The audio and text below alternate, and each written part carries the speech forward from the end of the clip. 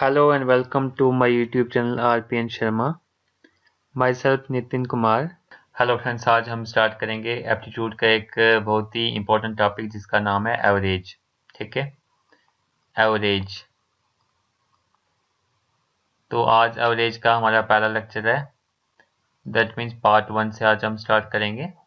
ठीक है, तो सबसे पहले हम देखते हैं एवरेज होता क्या है. ठीक है, कुछ हमारे पास डेफिनेशंस दी हैं वो हम पहले देखेंगे और उसके बाद इसका जो फार्मूला है वो हम देखेंगे. ठीक है, और इसकी एग्जांपल भी हम देखेंगे एवरेज को हम सॉल्व कैसे करते हैं. ठीक है, तो इसका भी एक या दो क्वेश्चन हर एक एग्जाम में आता है जिसमें भी एप्टीट्यूड पोर्शन होता है जिस भी एग्जाम में. तो एवरेज में से एक दो क्वेश्चन हमें एग्जाम में आ जाता है. ठीक है, तो बाद में हम इसमें प्रैक्टिकल प्रॉब्लम्स भी सॉल्व करेंगे जैसे कि एग्जाम में आती हैं. ठीक है, तो सबसे पहले हम देखेंगे एवरेज क्या होता है. तो पॉइंट हमारे पास फर्स्ट पॉइंट है, an average or more accurately an arithmetic mean. ठीक है, तो एवरेज को हम अर्थमेटिक मीन भी बोलते हैं. ठीक है, एवरेज एवरेज को हम अर्थमेटिक मीन भी बोलते हैं. ARITHMETIC arithmetic mean. ठीक है, एवरेज को मोस्टली जो मोर एक्यूरेट वर्ड है एवरेज का वो है अर्थमेटिक मीन. ठीक है, तो अर्थमेटिक मीन क्या होता है हमारे पास. अर्थमेटिक मीन होता है हमारे पास sum of different data divided by N. ठीक है, तो अर्थमेटिक मीन होता है हमारे पास सम ऑफ डिफरेंट डाटा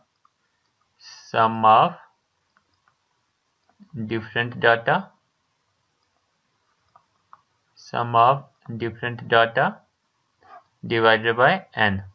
ठीक है, तो मैं इसको नीचे एग्जांपल से समझाऊंगा कि ये होता क्या है, सम ऑफ डिफरेंट डाटा क्या होता है और एन क्या होता है. ठीक है, तो यहाँ पे हमारे पास एग्जांपल दिया है, यहाँ से मैं समझा लेता हूँ.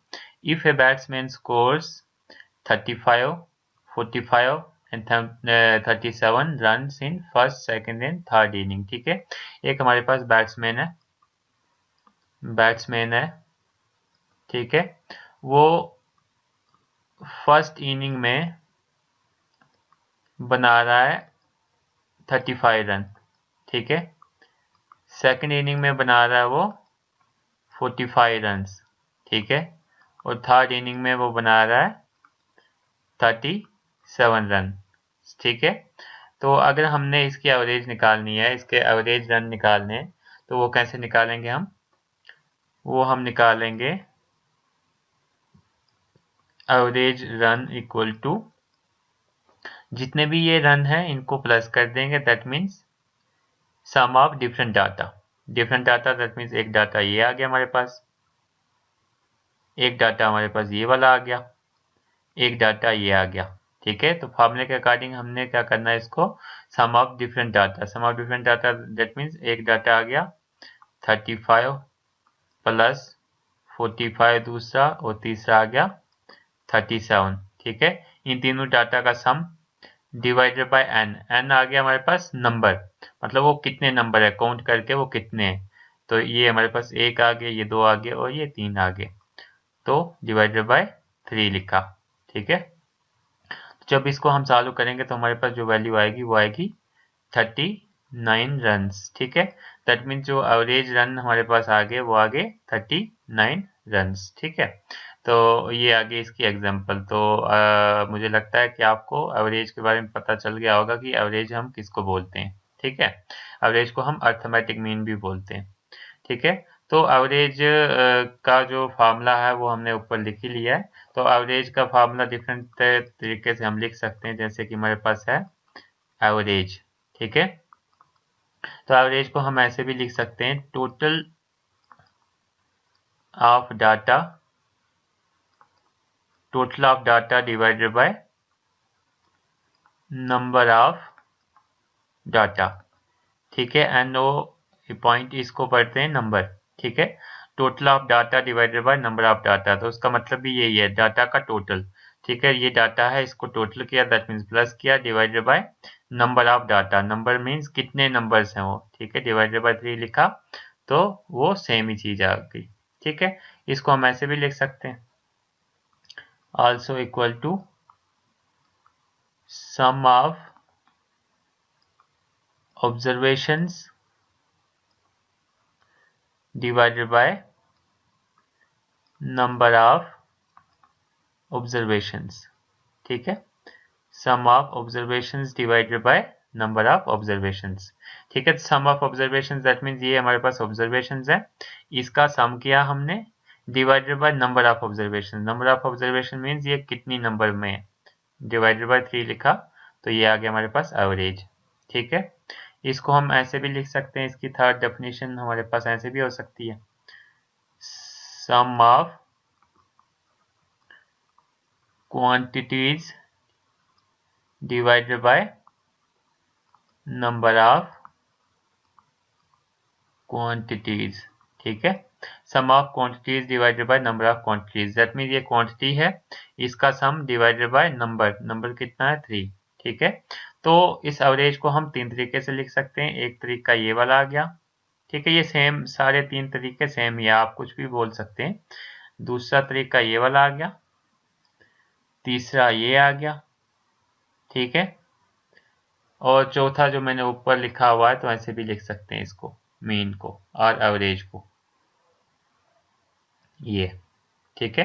तो इसकी कोई भी हम डेफिनेशन लिख सकते हैं जो हमें अच्छी लगे, ठीक है। और यहाँ पे अगर हमारे पास हमने एवरेज निकालनी है तो हमारे पास क्या होना चाहिए, total data divided by number of data होना चाहिए, ठीक है। अगर हमने टोटल डाटा निकालना है, यहाँ से हमने अगर टोटल डाटा निकालना है तो हम क्या करेंगे, इसको इक्वल टू के इस साइड ले जाएंगे, ये डिवाइड में है तो इस साइड आके ये मल्टीप्लाई में आ जाएगा, that means total data, therefore इसको मैं ले लूं तो यहाँ से मेरे पास निकल जाएगा टोटल, टोटल निकल जाएगा किसके बराबर, average, average into number of data, average into number of data, ठीक है। तो ये फार्मूला भी हमें आगे इम्पोर्टेंट इसकी ज़रूरत होगी, ये भी हमें याद होना चाहिए, ठीक है। ये हमें याद हो ना हो लेकिन ये फार्मूला हमें याद होना चाहिए, इनमें से कोई भी फार्मूला याद हो, average equal to total data by number of data, या फिर average equal to sum of observation divided by number of observations, या फिर average equal to sum of quantities by number of quantities, ठीक है। तो यहाँ से ही हमारे पास टोटल निकल जाएगा, तो टोटल आ गया हमारे पास एवरेज इंटू, इंटू क्यों, क्योंकि ये डिवाइड में था, पीछे आके ये मल्टीप्लाई हो जाएगा, average into number of data, ठीक है। तो मुझे लगता है कि आपको एवरेज के बारे में पता चल गया होगा कि एवरेज क्या होती है, ठीक है। आगे हम देखेंगे, इसकी कुछ एग्जांपल्स देखेंगे और अच्छे से समझेंगे इसको। अगर ये वीडियो इंटरेस्टिंग लग रही है तो लाइक, शेयर और कमेंट जरूर कीजिएगा, और अभी तक आपने चैनल को सब्सक्राइब नहीं किया तो सब्सक्राइब जरूर कीजिए, थैंक यू। नेक्स्ट है हमारे पास एग्जांपल, ठीक है। पीछे हमने एवरेज देखी कि एवरेज होती क्या है, यहाँ पे हम देखेंगे इसकी एग्जांपल, देखेंगे कि इसकी एग्जांपल हमें एग्जाम में कैसे आएगी और हमें इसको कैसे सॉल्व करना है, ठीक है।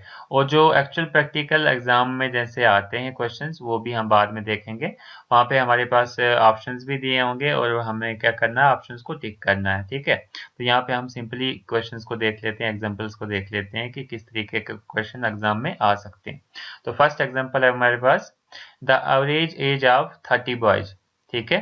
जो एवरेज एज है 30 बॉयज की वो कितनी है, of a class is equal to 14 years, ठीक है।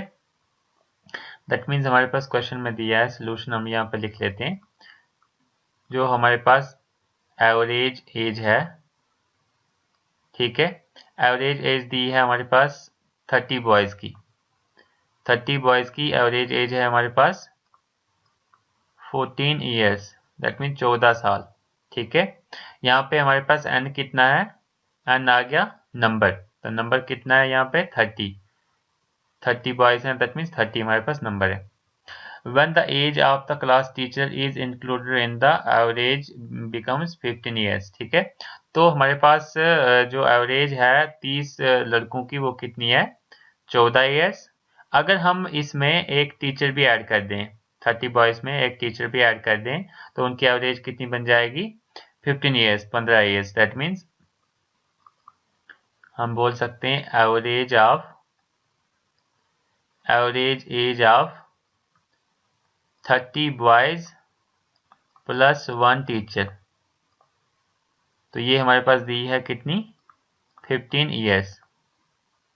ठीक है, ये हमारे पास दिया हुआ है। ठीक है, तो हमें क्या करना है, find the age of the class teacher. हमें क्लास टीचर की एज फाइंड करनी है। क्या फाइंड करनी है, एज फाइंड करनी है। किसकी, age of the class teacher. ठीक है, तो इसकी एज फाइंड करने के लिए सबसे पहले तो हमें क्या करना पड़ेगा, यहाँ पे हमारे पास एवरेज दी है 30 बॉयज की।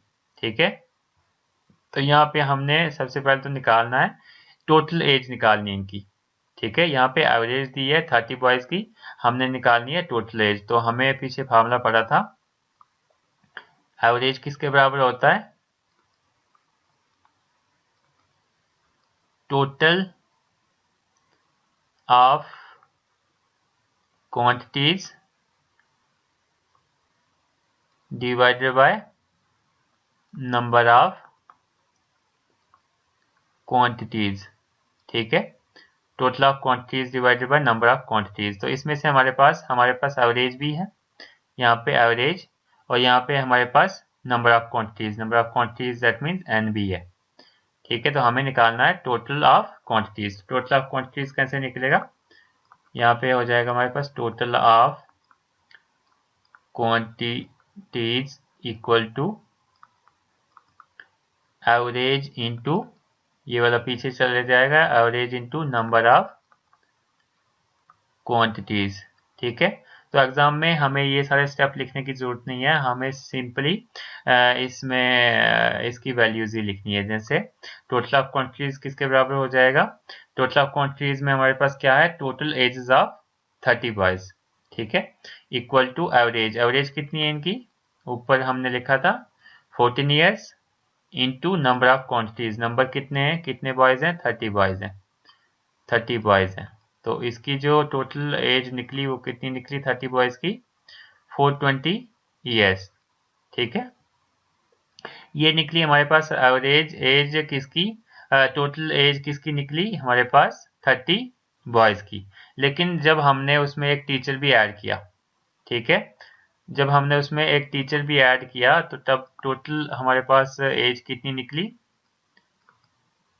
15, दैट मीन्स एवरेज ये वाली into number of quantities, number कितना आ गया 30, यहाँ पे आ गए 30 बॉयज थे और एक टीचर ऐड किया, दैट मीन्स 31। तो यहाँ पे 31 लिखा। ये हमारे पास जब इसको हम मल्टीप्लाई करेंगे तो ये आ जाएगा 465 ईयर्स। ठीक है, देयरफॉर हमने क्या निकालना है एक्चुअल में, age of class teacher, age of class teacher. तो जो एज है क्लास टीचर की वो कैसे निकलेगी, वो निकलेगी हमारे पास एज ऑफ, ये वाली एज में से हम माइनस कर देंगे ये वाली एज, दैट मीन्स हम 465 में से माइनस कर देंगे 420। ठीक है, तो हमारे पास आ जाएगा 45 ईयर्स। ठीक है, अब हमने 465 में से ही माइनस क्यों किया 420, क्योंकि यहाँ पे जो एज थी टोटल एज वो कितने पर्सन की थी 31 प्लस 1, 30 प्लस 1, दैट मीन्स 31% की, और यहाँ पे टोटल एज कितने पर्सन की थी 30% की। ठीक है, तो हमने अगर इस एक पर्सन की एज को निकालना है तो हमें 31 जो 31 में से ये वाला माइनस कर देना 30, क्योंकि हम अगर 31 में से 30 माइनस कर देंगे तो हमारे पास जो ये एक पर्सन है इसकी एज निकल जाएगी। तो हमने वैसे ही किया, 31% की कितनी एज थी 465, तो हमने 465 लिखा, माइनस 30 की कितनी थी 420 लिखा, इक्वल टू 45 ईयर्स। ठीक है, तो 45 ईयर्स हमारे पास आ गया आंसर। ठीक है, तो एग्जाम में हमें ऐसे ही क्वेश्चन आएगा और उसमें ऑप्शंस हमारे पास दिए होंगे, ऑप्शंस उसमें दिए होंगे, और ऑप्शंस में एक ऑप्शन हमारे पास 45 ईयर्स भी होगा। तो जो भी ऑप्शन हमारे पास 45 ईयर्स होगा उसको हमने टिक कर देना, वही हमारा आंसर होगा। ठीक है, तो इसको हम डायरेक्ट फार्मूला से भी कर सकते हैं, तो इस क्वेश्चन को मैं रिकमेंड करता हूँ कि आप इस तरीके से करें। डायरेक्ट फार्मूला अगर आपको याद रहता है तो वेल एंड गुड, फिर तो अच्छी बात है, नहीं रहता तो आप इस तरीके से इसको कर सकते हैं, ठीक है। और आपको पेपर में ज़्यादा से ज़्यादा ध्यान रखना है कि जितने भी मैंने फार्मूलाज ये लिखे हैं वो पेपर में हमने नहीं लिखने हैं, हमने शॉर्ट में करना है। जो भी ये थ्योरी लिखी हुई है, ये थ्योरी हमें एग्जाम में नहीं लिखनी है, एग्जाम में हमें जितना हो सके शॉर्ट में करना है। लेकिन प्रैक्टिस के टाइम पे हमें सभी थ्योरी लिखनी है ताकि हमें अच्छे से समझ आ सके कि हमने क्वेश्चंस को अटेम्प्ट कैसे करना है, ठीक है। तो एक बार डायरेक्ट फार्मूला को भी देख लेते हैं। डायरेक्ट फार्मूला क्या है? डायरेक्ट फार्मूला हमारे पास है एज ऑफ न्यू एंट्रेंट, ठीक है। Age of new entrant, new entrant हमारे पास कौन सा आ गया यहाँ पे? टीचर, क्योंकि टीचर हमारे पास ऐड हुआ था बॉयज में, ठीक है। तो इसकी एज निकालने के लिए हमारे पास फार्मूला है equal to new age, new average, sorry new average. तो न्यू एवरेज हमारे पास कितनी थी? पहले तो थी 14 और बाद में न्यू कितनी हुई? 15। तो 15 यहाँ पे लिखा, plus number of old members. Number of old members, पहले कितने मेंबर्स थे? 30 मेंबर्स थे, ये हमने 30 यहाँ पे लिख लिया। Then increase in average, increase in average, average में कितनी इंक्रीज हुई? पहले मतलब पहले हमारे पास 14 थी, बाद में 15 हुई। दैट मीन्स 15 माइनस 1 कर देंगे तो हमारे पास निकल जाएगी इंक्रीज इन एज, ठीक है। तो इस चीज को जब हम सॉल्व करेंगे तो तब भी हमारे पास 45 ईयर्स ही आएगा, ठीक है। सो 45 ईयर्स क्या हमारे पास करेक्ट आंसर है, ठीक है।